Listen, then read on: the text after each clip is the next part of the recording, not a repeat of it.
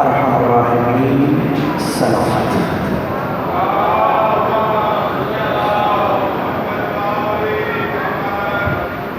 اعوذ باللہ السمیع العلیم من الشیطان اللعین الرجیم،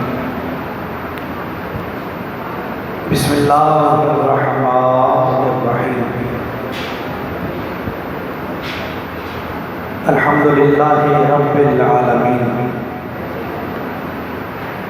الصلاة والسلام علی النبی الأمی الکاشف المفتاحی المکی المدنی العربی، السراج المضیء والکوكب الدری، صاحب الوقار والسکینہ، المدفون بأرض المدینہ، الرسول المصدق والمصطفى الممجد، المحمود الأحمد، محبوب الہی رب العالمین ابی القاسم محمد،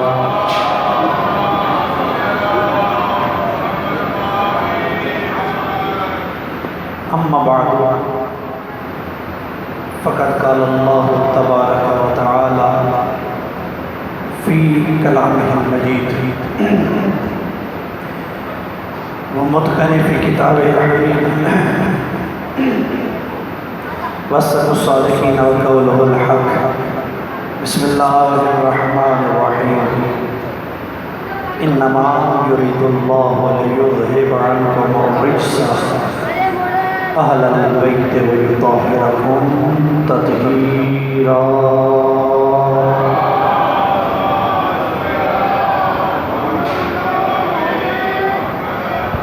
فقال رسول اللہ صلی اللہ علیہ وآلہ وسلم الحسین منی وانا من الحسین صلوات۔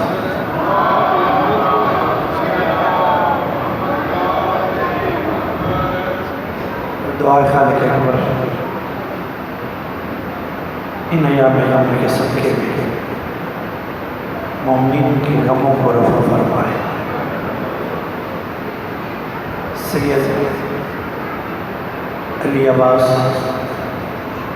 محسن عباس اور حسنین عباس اور ان کے ساتھ جتنے بھی دوستوں نے آج کے اس پروگرام کے حوالے سے دہمیں درہم صدقہ سے تعاون کیا ہے، خالق اسے بارگاہ میں قبول فرمائے۔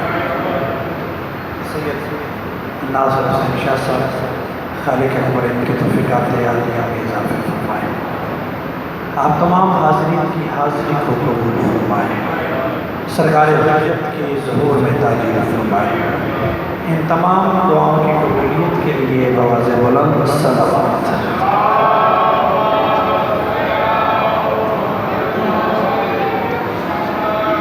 مجلس شروع کرنے سے پہلے میری آپ تمام سے گزارش یہ ہوگی کہ آپ کی پوری توجہ میری طرف رہے، اور آج آپ نے میرا ایک لفظ بھی فضائل سمجھ کے نہیں سننا،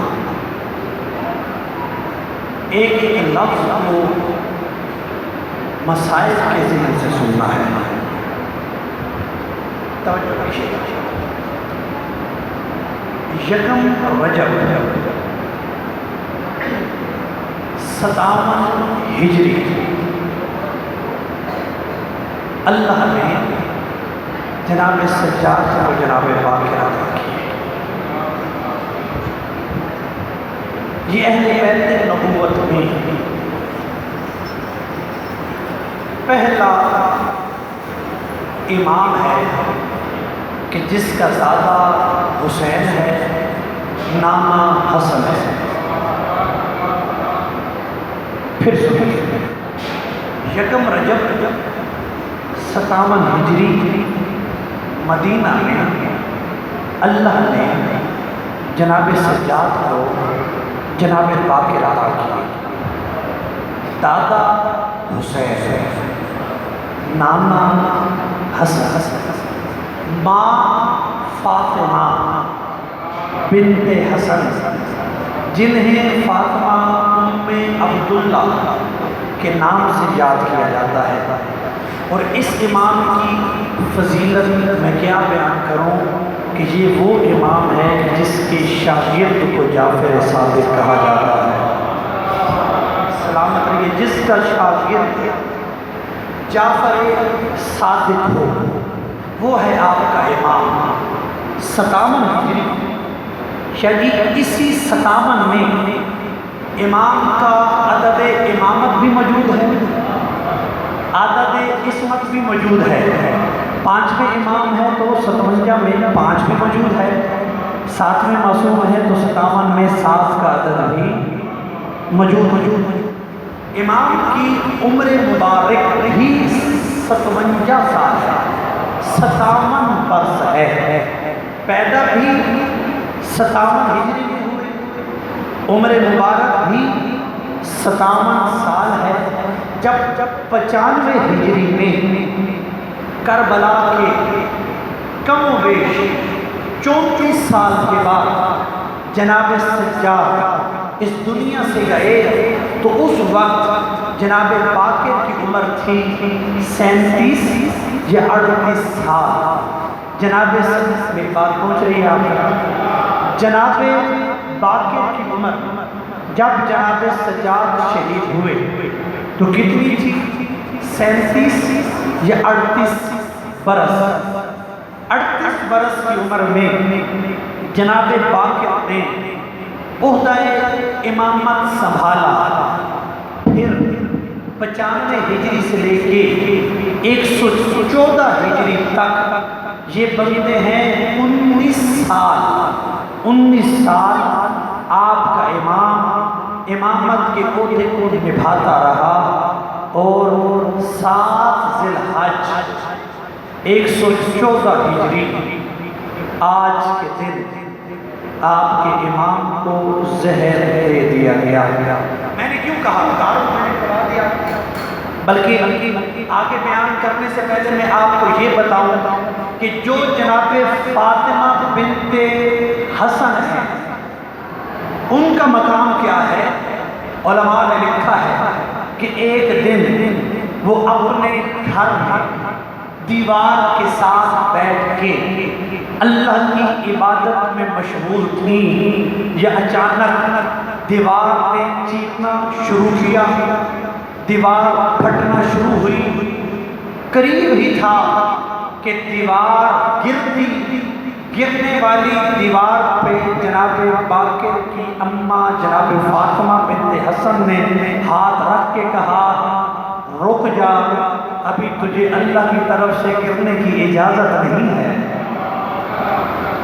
دیوار رکی، پھٹی ہوئی دیوار ملی اس کیلیبر کی، اس شان کی والدہ ہے۔ تو وہ واقعہ جو 57 ہجری میں دنیا میں آئے، کربلا میں کتنی عمر تھی؟ بولی کیا؟ 57، 58، 59، 60 اور 61 کے پہلے ماہ میں کربلا۔ تو جناب باقر کی کربلا کے اندر 4 سال کی عمر تھی، اور یہ کربلا کا پہلا عینی شاہد ہے جس نے اپنی آنکھوں کے ساتھ اکبر کے سینے میں بچی کو لگتے دیکھا، جس نے اپنی آنکھوں کے ساتھ اصغر کے گلے پہ چلتا تیر دیکھا، جس نے اپنی آنکھوں کے سامنے عباس کے کٹے ہوئے بازو دیکھے۔ جو ابھی بھی توجہ نہیں کر پایا اس کی توجہ کو حاصل کرنے کے لیے جملہ کہہ رہا ہوں۔ یہ کربلا کا پہلا شاہد ہے کہ جس نے حسین کے سینے پہ شمر کو چڑھتے ہوئے دیکھا۔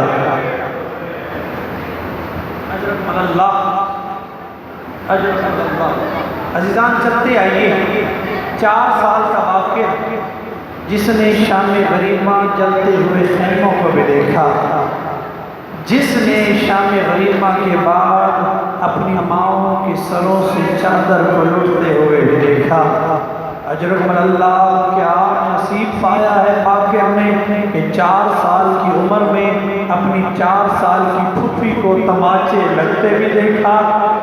اللہ اکبر، حسین کی بیٹی کی عمر بھی تو 4 سال ہی تھی نا۔ جناب عجیب قسمت ہے دونوں باپ اور بیٹے کی، جناب زینب پھوپھی ہیں جناب سجاد کی، جناب سکینہ پھوپھی ہیں جناب باقر کی۔ جیسے باپ نے اپنی پھوپھی کو بغیر چادر کے دیکھا، اجرکم اللہ،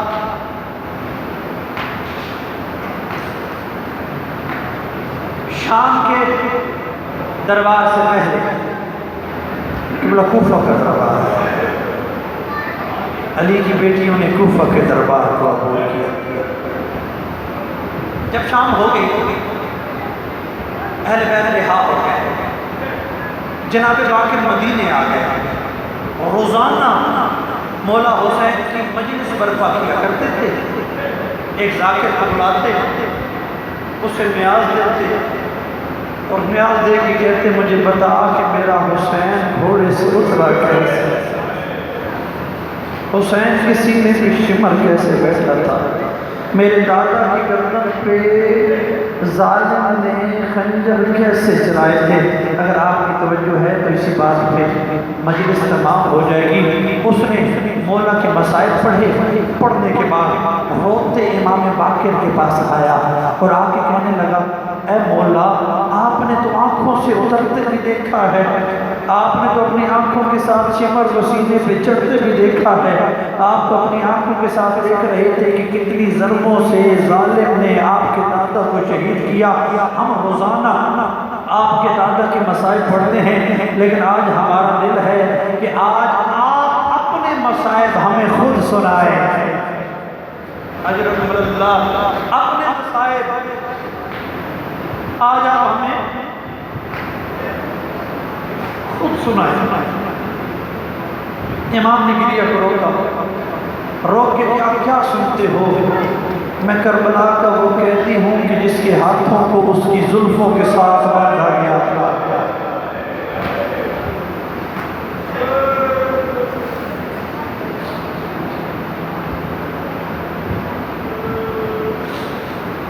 چار سال کا قیدی زلفوں کے ساتھ ہاتھوں کو باندھا گیا۔ پھر اس نے کہا نہیں مولا تھوڑے سے مسائل اور سنا، توجہ، اس جملے پہ ہائے ضرور نکلے۔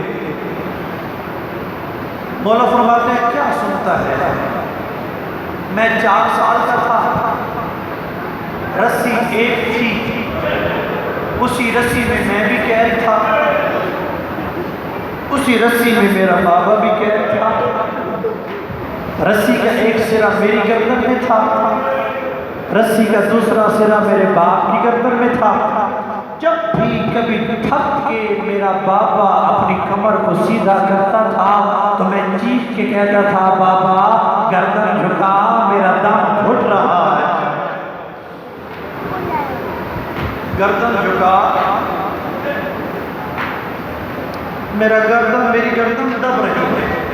پھر کہا کہ میرے پاؤں میں جوتے تھے نہیں، محسوس نہیں کیا، پاؤں کے بغیر، جوتوں کے بغیر اب زمین پہ چل کے کھائے۔ کچھ دیر چلے گئے تو آپ کے پاؤں زخمی بھی ہو جائیں گے اور آپ کو چلنے میں دقت بھی ہوگی۔ قربان جاؤں علی کی اولاد پہ بغیر جوتوں کے سفر کر رہے ہیں تو جناب باقر کہتے ہیں کہ میرے پاؤں میں جوتے تھے نہیں۔ جب ہم رستوں سے چلتے تھے بعض راستے ایسے بھی ہوتے تھے کہ جہاں پہ کانٹے ہوتے تھے، جب میں پاؤں رکھتا تھا تو کانٹا میرے پاؤں میں چبھتا تھا۔ اجرکم اللہ، تھوڑا سا مزاج بنائیے، کانٹا جیسے ہی میرے پاؤں میں چبھتا تھا اس کانٹے کی وجہ سے میرے پاؤں سے خون بہنا شروع ہو جاتا تھا۔ جب خون بہتا تھا کانٹا میرے پاؤں میں ہوتا تھا، ہاتھ میرے बंधे हुए होते थे, हाथों से मैं कांटा पाँव से निकाल सकता नहीं था, तो मैं रुक जाता था। जैसे ही मैं रुकता था, मेरे रुकने की वजह से पूरा काफिला रुक जाता था। जैसे पूरा काफिला रुकता था, शिमर आवाज दे के कहता था कि बाकिर चल। मैं चल नहीं पाता था, वो ताजियाना उठा के मेरे पास आ जाता था।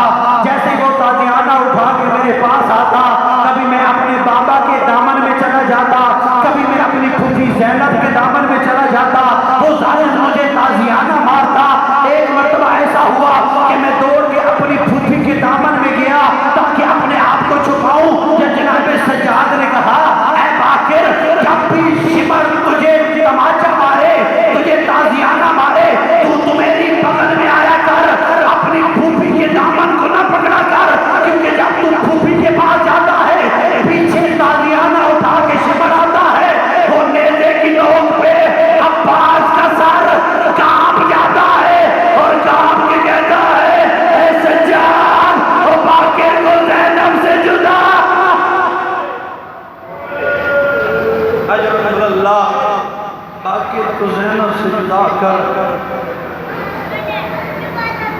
ताकि वो मेरी मखदूमा तक ना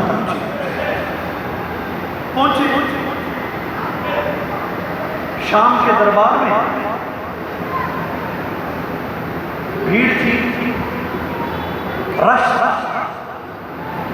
उस भीड़ में एक औरत थी जो बार बार जनाबे बाकिर के पास आती, कुछ कहना चाहती लेकिन कह न पाती, फिर लौट जाती। 3 मरतबा आई, चौथी मरतबा जब आई तो उससे बर्दाश्त न हुआ। उसने कहा, ऐ कैदी बच्चा, लगता है भूखा भी है, प्यासा भी है, तुझे पानी पिलाऊं? रो के इमाम ने कहा, मैंने पानी नहीं पीना, मेरे पीने वाले करबला के मैदान में प्यासे मारे गए, खाना खिलाऊं? मौला ने कहा नहीं।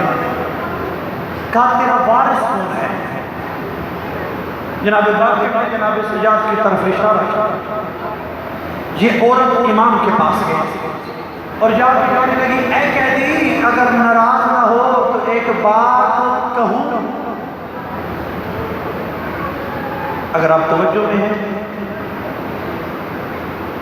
तो इसी लफ्ज़ पे मजलिस हो जाएगा। ऐ कैदी, अगर नाराज ना हो तो मैं एक बात कहूं। इमाम ने कहा, कहो।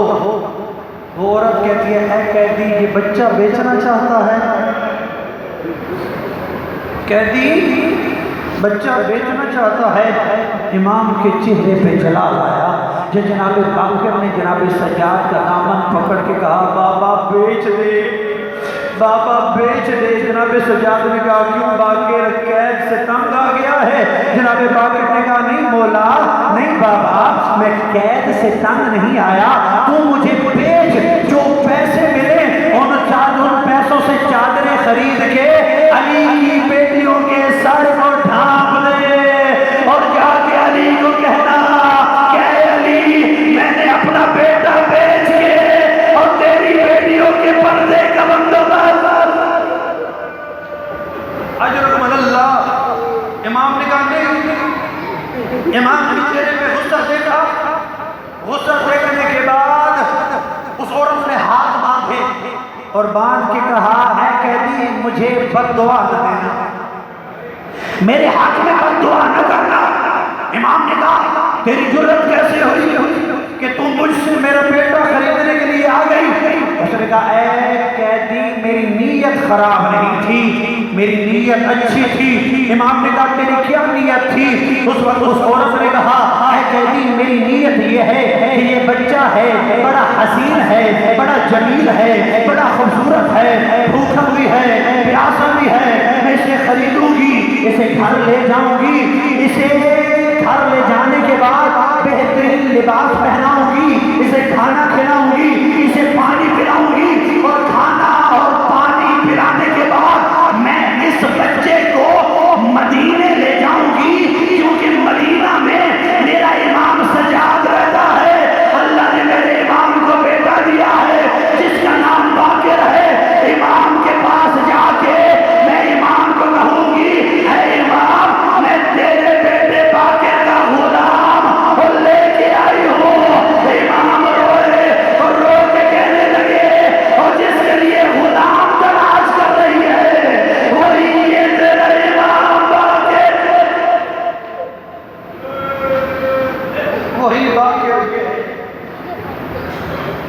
جس امام کو جا کے تم نے مبارک دینی ہے وہ میں ہوں۔ آ گئے مدینے، حشام انوی نے امام کو زہر دیا۔ حشام انوی نے امام کو زہر اتنا سخت تھا کہ امام کے پاؤں اور ہاتھوں سے خون نکلنا شروع ہو گیا۔ آخری وقت تھا، امام نے بلایا جناب جعفر صادق کو اور بلا کے کہا کہ ہے بیٹا میرے بعد دین کا وارث تو ہے۔ اتنا سننا تھا کہ جناب جعفر صادق نے اپنے آپ کو جناب باقر کے سینے پہ گرایا، جیسے جناب جعفر نے اپنے آپ کو جناب باقر کے سینے پہ گرایا، رو کے کہا ہائے حسین۔ امام باقر نے کیا کہا؟ ہائے حسین۔ جناب جعفر صادق کہتے ہیں اے بابا اس مشکل وقت میں بھی آپ کو اپنا دادا حسین یاد ہے۔ اس وقت جناب باقر نے کہا اے جعفر جلدی کر میرے سینے سے اپنا سر اٹھا۔ امام نے کہا کیوں؟ مولا نے کہا جب تو سر اپنا میرے سینے پہ رکھتا ہے تو مجھے کربلا کا وہ منظر یاد آتا ہے کہ جب میری پھوپھی سکینہ اپنے سر کو اپنے بابا کے سینے پہ رکھتی تھی اور شیور تماچے مار مار کے جناب سکینہ کو بابا حسین سے جدا کیا۔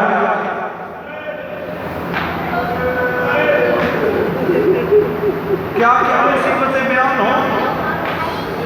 عجیب قسمت ہے اس گھر کے بچوں کی۔ 6 سال کا ہے تو وہ بھی شہید، 4 سال کا ہے تو وہ بھی شہید۔ رو لگے گزر گئی ہے۔ بس میں نے جناب باقر کے حوالے سے آج بیان کرنا تھا وہ کر دیا۔ ابھی ہم چلتے ہیں اس کی بارگاہ میں کہ جس کے صرف بیٹے حسین پہ شہید نہیں ہوئے، بیٹیاں بھی شہید ہوئی۔ 6 بیٹے ہیں جناب مسلم، 2 بیٹیاں ہیں، 2 کربلا کے میدان میں گم ہو گئے، 2 شام کے سفر میں گم ہو گئے، 2 کو کوفہ کھا گیا۔ جب شام کی غریبت تھی تو جناب مسلم کی ایک بیٹی ہے جس کا نام ہے عاتقہ، جو جناب زینب نے بچوں کو اکٹھا کیا، دیکھا کہ جناب عاتقہ نظر نہیں آ رہا، جناب عاتقہ کو تلاش کرنا شروع کیا۔ خدا کی قسم ہے راوی روایت کرتا ہے کہ جناب فضہ کے ساتھ علی کی بیٹی نے جناب مسلم کی بیٹی کی تلاش جب شروع کی نا تو جناب فضہ نے کہا اے مخدومہ میں نے ابھی دیکھا ہے کہ وہ جو مسلم کی بیٹی عاتقہ ہے نا وہ ماموں عباس کہتی کربلا کے میدان کی طرف گئی ہے، اور وہ یہ مجھے کہہ رہے راوی نے روایت کی ہے کہ جب جناب عباس کی لاش کو تلاش کرنے کے لیے جناب عاتقہ نکلی نا تو جناب عاتقہ نے رو رو کے کہا اے ماموں عباس جلدی آ ہم لٹ گئے، اے ماموں عباس جلدی آ ہمارے خیمے جل گئے، اے عباس جلدی آ ہم اکیلے رہ گئے۔ اور جناب عاتقہ کے دامن میں آگ بھی لگی ہوئی تھی۔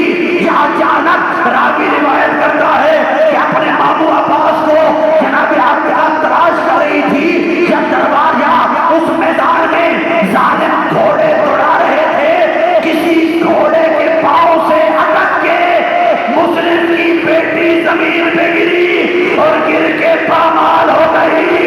اس لیے سرکار حجت نے کہا میرا سلام ہو کوفہ کے اس شہید پہ کہ جس کی بیٹی کی لاش بھی کربلا میں پامال۔ ابھی آپ نے ذہن بھی بنایا جس کی بیٹی کی لاش پامال ہو گئی۔ آج میں نے طفلان مسلم کی بحیاں میں ایک نئی روایت ہے جو آج تک نہیں پڑھی گئی، محسوس کر کے اسے سماعت فرمائیے گا۔ کتنے بیٹے؟ 6۔ تو مسلم کے ساتھ گئے، مسلم سفیر حسین بن کے کوفہ میں آئے، ہزاروں لوگوں نے جناب مسلم کی ہاتھ پہ بیعت کی، ہزاروں لوگوں نے نماز پڑھی۔ جب مغرب کی نماز پڑھ کے جناب مسلم فارغ ہوئے تو پیچھے مڑ کے دیکھا کہ کوئی موجود ہی کوئی نہیں۔ علماء نے لکھا ہے کہ نماز سے فارغ ہونے کے بعد جو بھیڑ مسجد سے نکل رہی تھی، اسی بھیڑ میں مسلم کے بچے گم ہو گئے، اپنے باپ سے جدا ہوئے۔ توجہ، میں نے پہلے کہا پہلی مرتبہ پڑھ رہا ہوں اور نئی روایت ہے جو میرے مطالعے میں آئی ہے، میں نے کہا کہ اس کو آج ممبر سے بیان کر دیا جائے۔ جیسے ہی اس بھیڑ سے مسلم کے بیٹے جدا ہوئے تو اب دونوں شہزادوں نے، جناب محمد اور جناب ابراہیم نے اپنے باپ کو تلاش کرنا شروع کیا۔ جناب مسلم کہیں پہ نظر نہ آئے، جب چھوٹے نے بڑے کے دامن کو پکڑ کے کہا، اے بھائیا بتا تو صحیح بابا کہاں چلے گئے؟ تو جناب محمد نے کہا، ابراہیم چپ کر، ابھی ہمارے بابا ہمیں تلاش کرتے کرتے ہمارے پاس آ جائیں۔ میں نے ابھی تک آپ کی منت نہیں کی، میں نے ابھی تک آرام کے ساتھ مصائب پڑھا ہے، آپ نے جیسے سنا جیسے چاہا سنا۔ اب میری آپ سے منت بھی ہے، گزارش بھی ہے، رونا آئے یا نہ آئے، ہائے ضرور بلند کیجئے گا۔ اب دونوں شہزادے اپنے باپ سے جدا ہوئے، بڑے نے کہا ابھی بابا ہمیں تلاش کرتے کرتے ہمارے پاس آ جائیں گے۔ اسی ضمن میں رات ہو گئی، رات کا اندھیرا ہے، یہ بچے لوگوں کے دروازوں پہ دستک دیتے ہیں اور جا کے بتاتے ہیں کہ ہم مسلم کے بیٹے ہیں۔ یہ سن کے لوگ اپنے دروازے بند کر لیتے ہیں۔ اللہ نہ کرے بندہ مسافر ہو اور کسی کو پردیس میں ایسے حالات کا سامنا کرنا پڑ جائے۔ اب ایک 5 سال کا شہزادہ ہے، ایک 7 سال کا شہزادہ ہے، لوگ اپنے دروازے بند کر لیتے ہیں۔ اللہ کرے میں پڑھ لوں، لوگ اپنے اپنے دروازے بند کر لیتے ہیں، جس کے پاس بھی جاتے ہیں اور تعارف کرواتے ہیں کہ ہم مسلم کے شہزادے ہیں، لوگ اپنے گھروں کے دروازے بند کر لیتے ہیں۔ اب کوفے کی گلیاں ہیں، رات کا اندھیرا ہے، مسلم کے بیٹے ہیں، کبھی کسی گلی میں جاتے ہیں، کبھی کسی گلی میں جاتے ہیں، اچانک چلتے چلتے جب کوئی سہارا نہیں دیتا، جب کوئی گھر میں پناہ نہیں دیتا تو یہ ایک کنویں کے پاس آتے ہیں، اس کے اوپر درخت ہے، درخت کے اوپر چڑھ کے بیٹھ جاتے ہیں۔ جیسے رات گزرتی ہے، صبح کا وقت ہوتا ہے، طوع نامی ایک مومنہ خاتون کنویں پہ پانی بھرنے آتی ہے۔ جیسے ہی وہ پانی بھرنے کے لیے ڈول کنویں میں پھینکتی ہے، اسے 2 ننھے ننھے شہزادوں کے چہرے نظر آتے ہیں۔ پانی کو چھوڑتی ہے، درخت کی طرف دیکھتی ہے اور دیکھ کے کہتی ہے کہاں سے آئے ہو؟ دونوں خاموش۔ پھر کہتی ہے بتاؤ تو صحیح تمہارا تعارف کون کیا ہے؟ چھوٹے شہزادے نے رو کے کہا بتائیں گے کہ ہمارا تعارف کیا ہے۔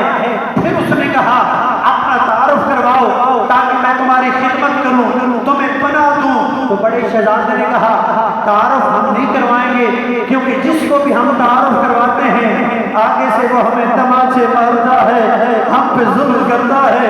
یہ کہتی ہے میں تجھ پہ ظلم بھی نہیں کروں گی، میں تجھے تماچے بھی نہیں ماروں گی، اپنا تعارف کروا۔ تو وہ بچے کہتے ہیں ہمیں پہچان، ہم مسلم کے بیٹے ہیں، ہم رقیہ کے بیٹے ہیں، ہم عباس کے بھتیجے ہیں۔ اتنا سننا تھا کہ اس نے کہا پریشان مت ہو، میں بھی تمہارے چاہنے والی ہوں، میں بھی عباس کی مرید ہوں، آؤ نیچے اترو۔ دونوں شہزادے درخت سے نیچے اترے، ساتھ لیا، ساتھ لے کے دونوں شہزادوں کو اپنے گھر لے گئی۔ گھر جا کے کھانا بھی کھلایا، پانی بھی پلایا، اپنے کمرے میں جا کے بٹھا دیا اور یہ کہا کہ اونچا مت بولنا۔ دن گزرا، رات آئی، رات کا آنا تھا، یہ دونوں شہزادے سوئے۔ کافی دیر کے بعد اس کا شوہر جس کا نام حارث ہے وہ گھر میں آیا۔ گھر میں آنے کے بعد اس کی بیوی نے پوچھا کہ آج تو اتنی دیر سے گھر کیوں آیا ہے؟ تو اس نے کہا کیا تو نہیں جانتی حاکم ابن زیاد نے یہ اعلان کیا ہے کہ جو بھی مسلم کے بیٹوں کو گرفتار کر کے لائے گا میں اسے 5000 دینار تحفے کے طور پہ ادا کروں گا۔ میں پورا دن مسلم کے بیٹوں کو تلاش کرتا رہا لیکن مجھے پورے کوفہ میں کہیں پہ مسلم کے بیٹے نہ ملے۔ میری طرف توجہ رکھیے گا کیونکہ میں مسائل کے بالکل قریب آ گیا ہوں۔ پورے کوفہ میں مجھے مسلم کے بیٹے نہ ملے۔ اتنا کہہ کے وہ سویا۔ یہ دونوں شہزادے جو سو رہے تھے ان کے خواب میں علی آئے اور علی نے آ کے کہا اے میرے بیٹو پریشان مت ہو، تمہیں علی لینے کے لیے آ گیا، اجرکم اللہ، تمہیں علی لینے کے لیے آیا ہے۔ دونوں شہزادے اٹھ کے بیٹھ گئے اور ایک دوسرے کی گردن میں ہاتھ ڈال کے رونے لگے اور سمجھ گئے کہ ہمارا آج یہ آخری رات ہے، ہمارا آخری وقت آ گیا ہے۔ جیسے ان دونوں شہزادوں نے رونا شروع کیا، حارث نے اپنی زوجہ کو کہا یہ کس کے بچے رو رہے ہیں؟ زوجہ نے کہا کسی پڑوسی کے بچے ہوں گے۔ جب اسے یقین ہو گیا کہ یہ بچے کسی پڑوسی کے نہیں ہیں، ان بچوں کی آواز میرے گھر سے آ رہی ہے، اس نے کمروں کو تلاش کرنا شروع کیا۔ یہ اس کمرے میں آیا جس کمرے میں دو شہزادے تھے۔ اس کے ہاتھ میں ایک لالٹین تھا، ایک بتی تھی۔ اس نے دیکھا کہ دو چھوٹے چھوٹے شہزادے ہیں۔ اس نے انہیں پوچھا بتاؤ تم کون ہو؟ انہوں نے رو کے کہا اے حارث جنہیں تم تلاش کر رہے ہو ہم اس مسلم کے بیٹے ہیں، ہم مسلم کی اولاد ہیں۔ توجہ، ہم مسلم کی اولاد ہیں۔ اس نے ہاتھ والے چراغ کو زمین پہ پھینکا اور پھینک کے کہا میں پورا